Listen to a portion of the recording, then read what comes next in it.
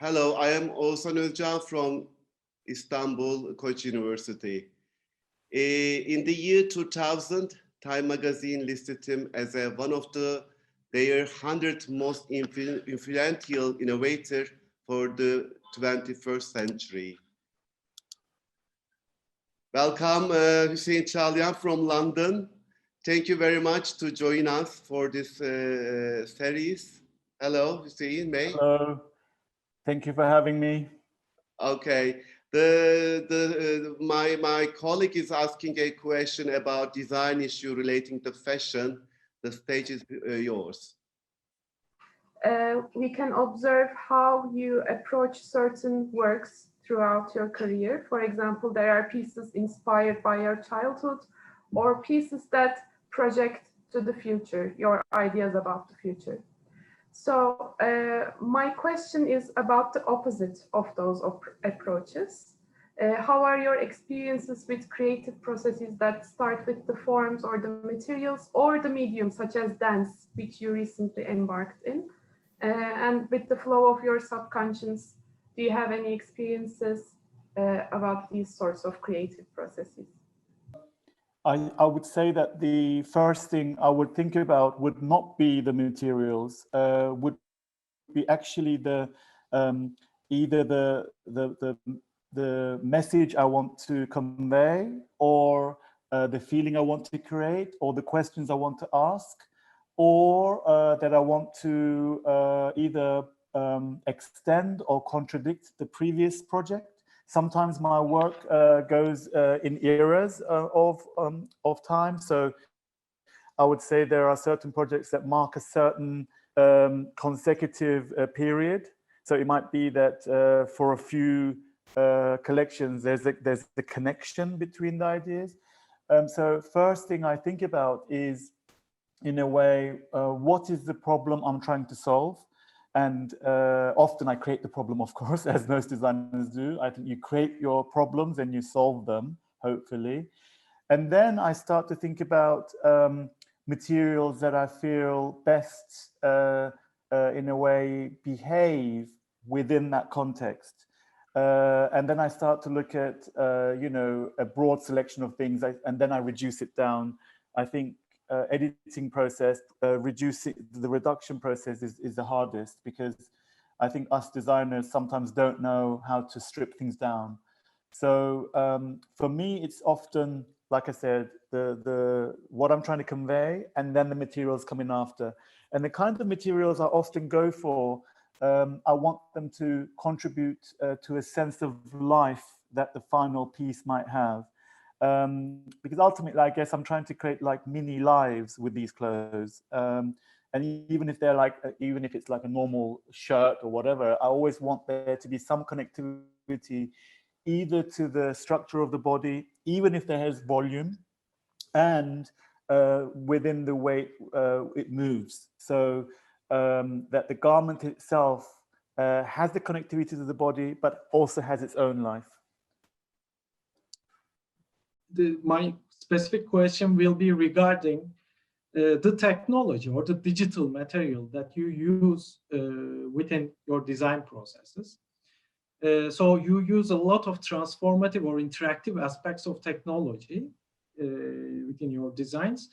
And my curiosity is, how do you experiment with those materials, digital materials that we can call, or technologies, within your design process? Do you create, do you explore what extent, for instance, a light on body, or like motors that transfer the dresses? What do you experiment with those within your design process? And regarding these transformative aspects of technology, how do you think this change the way that you design, or like change the way that fashion world designs? Often, I would say that when I had to embark on using materials in connection to technology, I've often come up with ideas, and especially at a time when a lot of these, let's say, concepts were not really existing. Just to mention that, because there's been a lot of progress with materials since I've started. So in my case, a lot of the time, I would come up with an idea, and because I would never have seen it before, I would have to work with engineers and programmers in order to actually create these things that you've seen within my work. And so what happened was that there was a lot of experimentation going on, a lot of things going wrong, actually. And we would, go back to the drawing board constantly. So this requires a lot of patience, a lot of trial and error. But the important thing here was that even with the people that I would involve, they would have never done it before. So every time we did such projects, they were new for us all. And the way that we would go about it would be to create a more integrated approach to mechanics. So we would use curves of the body to build certain cavities to contain the actual, let's say, the core of the dress from which everything will be controlled. So what I never wanted was for things to look like you were adding on large components, and you would see how the dress would function. So a lot of the time, the technology would be integrated into the garment while the garment was being made. And this is actually a very important thing, that we almost wove it into the garment. It was never a thing that we created independently and then just applied it to the body. It was very much an integrated approach. And this is what made it very challenging, because ultimately you can't really buy it off the shelf. We had to build everything and think about the process as we went along, have a plan, but also be open to discovery. This is the thing with ideas like this, you've got to have a plan, but you also have to be open to discovery while you're doing it. So there was a lot of things that went wrong in between. Also, the movement of the body itself would affect things. So we would constantly make things, but then make the body do certain things while we were making these components. But really, they were very challenging, and they continue to be challenging, because even with a lot of new development in technology to do with materials, there's still a lot of limitations, actually. And often I find with wearable technology, I find it still quite basic in many ways. And then often then the design isn't that integrated for me. So they do feel a bit like wearing components as opposed to wearing things that are much closer to the skin and to the actual structure of the body. So you have become a pioneer of wearable technology and fashion through your collaboration with Intel, at least for I know. And as another designer who works on wearable technology, I often face the challenges that you spoke of. Not maybe in the same extent, but still, from my little research, I would have some trouble with technology. So I'm genuinely curious about how your design process works. Again, you partially answered this part of the question, how and which step do you implement the technology to these concepts? But I can focus on the general boundaries of technologies. So if you could design concepts without the boundaries of the current technology, or what we have as a variable device kit that we say that it's not fit to our bodies, not fit to fashion, but these components that we have, how do you think your final designs or final concept would differ? Technology is a means, it's for me a tool. It's not a means to an end. It's just a tool. And I don't look at technology only in terms of mechanics and electricity and, all this kind of very predictable things. I think for me, it's understanding the nature of a material as well, and enhancing the use of that, like somehow optimizing the use of materials too. So, for me, you know, Japan is very important, for example. I look at Japan a lot because the way they look at material is much more multifaceted. I think they can do maybe you know, 100 things with one material, where maybe in the West it will be a lot more limited. It's because they had to be resourceful in their culture of isolation in the past, etc., etc. It's also about resourcefulness. So I would say that for me, technology isn't really this fixed thing. I think for me, it's a tool, and often it's also very good to look at you know, the functions of the body. You know, what everything we do is an amplification of the body, and you know, there's biomimicry, and there is you know, we try to mimic other things that already exist. So often I find that if we look at nature itself, including our bodies, it already gives us so much inspiration as to how we could extend these things with design. So I would say looking at nature is very important, looking at how we are made. You know, if I think of all the systems we create, they are very much like the body for me. Even a building and the way, you know, even the systems within a building, or, you know, vehicle design, or, you know, so many other aspects of design. I think there's this natural tendency to echo how we are made and how nature is made, nature is constructed. So for me, it's very important to have a very flexible, fluid way of thinking around this. And I would say nature has a lot to answer. I mean, look at how we harnessed electricity that existed for years before we were able to channel it. You know, I think there's so much more out there that we should be able to channel. But I guess we need to also improve or I guess, enhance our way of thinking about the world in order to draw other ideas or other realities and channel them, like electricity, for instance. So I see it as very much a sort of a connective way of approaching design. And I think all the other details that come afterwards, whether a dress is going to move this way or that way, that's detail, really. You've got to create first a sort of a system of, you know, a systematic way of thinking about something. And I think the way you then realize it will come.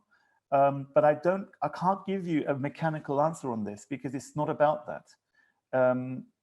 We have to think in a more connective and more fluid way to get better answers. In most of your design works, we can observe that you integrate the human body and the clothing with architectural elements. For example, Before Mine Is Now collection or Afterwards collection that you launched in 2000, we can, that could teach a lot to an architect for the proportions of a cityscapes, built environment and diegetic and so on. So I was wondering, what kind of relationship do you think there is between the garments that envelop human body and the architectural elements that envelop the space? And in what ways does architecture inspire your design process? Actually? The most important, obviously, factor here is the body. You know, we are dancing around the body, aren't we? So we are constantly trying to create new experiences for the body, new contexts, new punctuations, all of this. And I'd say, you know, architects create indelible works that will punctuate our lives for a long time to come. Let's say that most buildings are there to stay for a long time. Yes, of course, they can be demolished and rebuilt, but architects really can punctuate our lives much more strongly than fashion designers. However, you know, in the way that you cover you cover yourself with a building, and you spend time in a space, you're also spending time in a garment, and in a much more intimate way, so that the way the garment moves, the way the air will flow through it, the way when you walk, the way it would behave. Of course, you know, you can draw parallels with that and with how you build a space. I'd say the difference is that fashion is a lot more disposable. I would like to think I work in a more timeless way, but generally the industry is set to be more disposable, whereas I'd say architecture, yes, you can think in fluid ways, and space can be changeable as well, but often I'd say they're there to stay and they're more fixed and less disposable, I'd say. And I would say also it's about how you then interact with others in a space. Architecture has this kind of possibility of creating a mutual experience, whereas fashion is much more about the individual. And yes, you can also say in fashion that if you dress in a similar way, you can draw a parallel and say that if I dressed in a similar way to you, I can create some kind of a movement or a way of living or a way of being. You had movements that dressed in a certain way, and that created a territory. So you can say that if you create clans, this is a way of creating territory around you. Whereas with architecture, you can say that maybe the territory is already there, and it creates a platform for you to engage, and kind of contain an experience.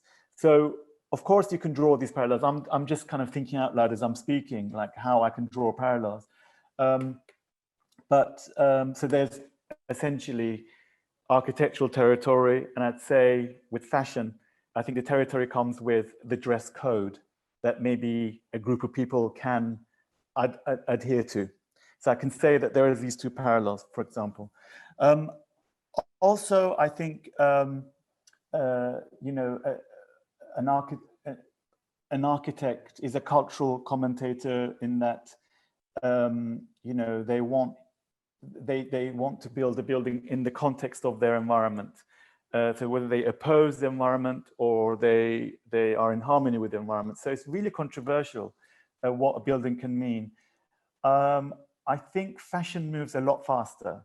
Fashion is, like I said, disposable, is seasonal, and all of us right now, due to this pandemic, are rethinking this. Should fashion be so disposable? Should it be so fast moving? Can we create slow fashion? All of this, do we need all this product? But I'd say ultimately it's the body as the cultural symbol that is the connection there.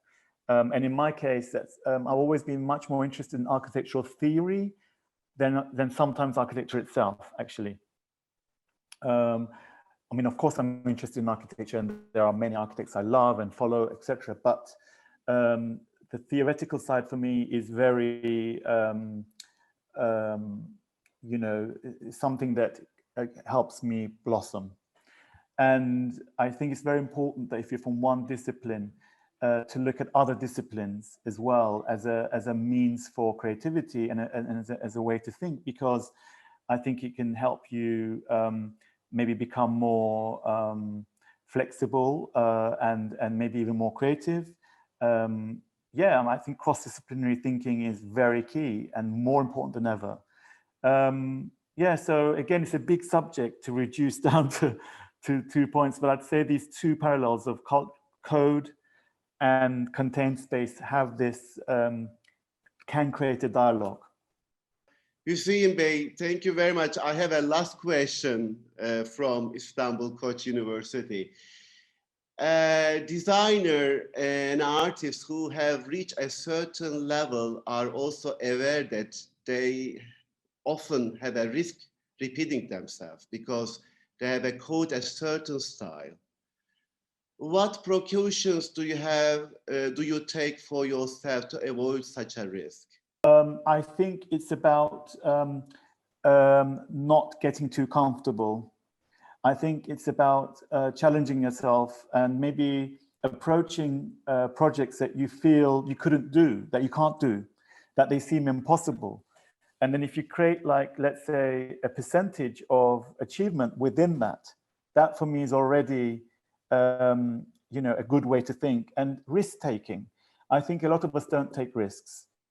And if you want to really, I'd say in my case, I can directly say that I am a risk-taking designer. I mean, I've taken so many risks and done things that really could have gone wrong. And you know, it was very challenging, but also very satisfying. So it's a bit, of course, to do with your type of person you are, but also I would say, if you want to grow as a designer, you have to expose yourself to things that are very alien to you, maybe, that you feel you couldn't manage in the beginning. And that way, I think you will always grow, and you have to constantly do this. And, you know, it's, of course, you have to read about things that are maybe very foreign to you. Also, maybe learning from people that are very different to you, maybe spending time with people that are absolutely from other worlds to you. I'd say being in an international environment, or if you're not in an international environment, to try and travel and to explore other worlds that are very different to your own is very important. I would say, you know, cultural activity, of course, these are predictable things, but the biggest thing is risk-taking and exposing yourself to things that are not comfortable. Because if we're only comfortable, we don't grow. You know, we have to have that sense of difficulty in order to achieve something, and to make mistakes as well. I think making mistakes is okay. And especially during education, you've got to allow yourself to make mistakes. This is how you grow. Hussein Chalayan, thank you so much. We hosted world-renowned Turkish designer Hussein Chalayan. Goodbye from Istanbul, Koç University.